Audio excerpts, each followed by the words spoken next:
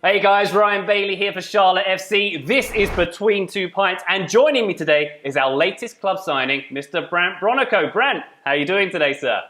Hey, Ryan. Thanks for having me today. I'm excited to be on Between Two Pints with you.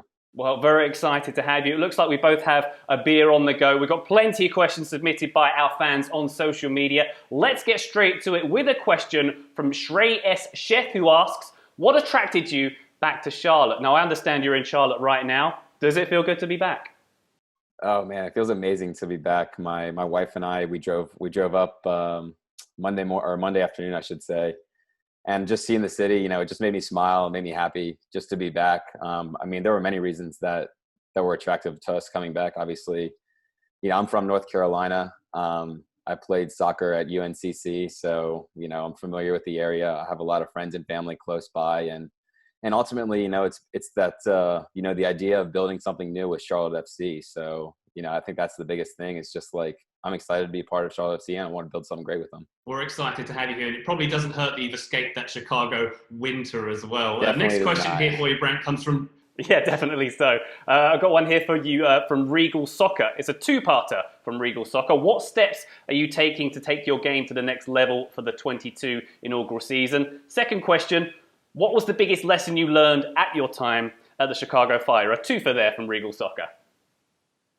Yeah, firstly, I always try to maintain like a growth mindset. I always want to try and get better and improve, and I feel like you always can get better and improve. So I guess like the main two things that I want to focus on are two very key important parts of the game that I value are first touch and decision making. I always try to pick Bastian Schweinsteiger and Dax McCarty's mind, and those were the two things that they harped on. So I really want to try and master that this year to prepare for 2022 season. It was the second part of the question. What was the biggest lesson you learned at your time with Chicago Fire? Oh yeah, the biggest lesson I learned was, how can I perceive things as more of an opportunity than as adversity. So when I got to Chicago, it's a big transition jumping from college soccer to the MLS, and you were the man on the team, and now you're kind of towards the end of the roster, and you're not playing as much, or maybe like you get injured, or there's a lot of things that might be floating around, and instead of looking at it as like, man, like this sucks, it's like, okay, how can I look at this as like an opportunity to grow and to learn, and ultimately apply this to my life, that down the road I'll get better for it. So that's the biggest thing I learned, is just controlling the controllables and looking at things as an opportunity instead of as adversity. Wise words. All right, there's a question here from Russell Varner. Hey, Russell, how's it going? Have you had a chance to talk at all with your new colleagues Sergio Ruiz and Riley McGree?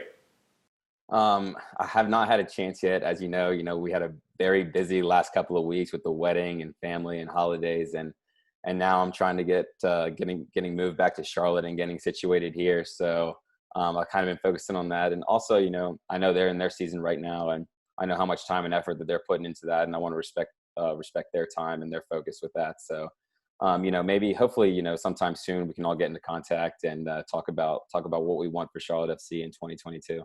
Yeah, a training session may be a way off, but maybe a three-way WhatsApp group might get going soon to have a chat with those guys.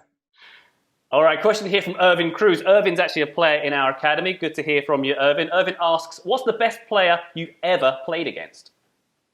So the best player I ever played against is also a player that I played with, and that's Bastian Schweinsteiger. Obviously it was a privilege to be on the field, like playing with him, but we also played against each other and competed in practice every single day. And that was just something that really opened my eyes to how detailed and how focused he was on developing his game, even, towards the latter part of his career. And so after I saw that, I couldn't deny that he's the best player that I ever played against, seeing him in training every single day. There we go. Solid answer. One from Top Bin 90 for you here, Brandt. Which MLS players would be in your five-a-side team? And he doesn't specify whether you can pick yourself in that five-a-side team. I'll let you have at it. Oh, I won't put myself in there, so I'll exclude that. But I'm going to start from the back with Bobby Shuttleworth. He was our goalkeeper last year. I thought he was very good, and I was honestly a little surprised by how good he was. But he was very good, and he's solid with his feet, so we can play out of the back. I'm definitely going to put Bastian Schweinsteiger back there for the reasons I just listed. Also, Dax McCarty, he's a guy I look up to, and he's the MLS veteran, MLS legend, and also still at the top of his game. And next would probably be Nico Ladero. He's one of the better midfielders in the MLS, maybe one of the best midfielders in the MLS that I've played against. And he doesn't stop running. He's very, very tough to mark, and he's very creative. And lastly, I have to go with MLS legend Alan Gordon. He's going to grind out a result for you and maybe score a late goal and get the job done for the team. So that's who I pick. Good stuff. Solid 5. Question here from Chris Hawkins. Who was your favorite soccer player growing up? My favorite player of all time was Frank Lampard. I loved his game. He was a midfielder. I was a midfielder. I loved how he played. I loved how he managed the midfield box to box, and I loved how he led the team. And he made me a Chelsea fan just following his game. So Frank Lampard, no doubt, is my all-time favorite player. All right, question here from Adam Martin. The last one for you. Thank you so much for your time today, Brandt. Absolutely. Adam asks, what would you do for a career if you didn't go down the soccer path? Good question. Yeah, that is a good question. I haven't really put too much thought into that. I majored in accounting in college, and I like numbers, and I'm pretty frugal. So maybe something like along the financial advisory route. I'm not really too sure. For me, it was always like soccer was the goal and soccer was the plan. And I put all my focus and time towards that, and just to make it a dream and make it a reality and ultimately make it a career. So soccer was always the goal and the dream.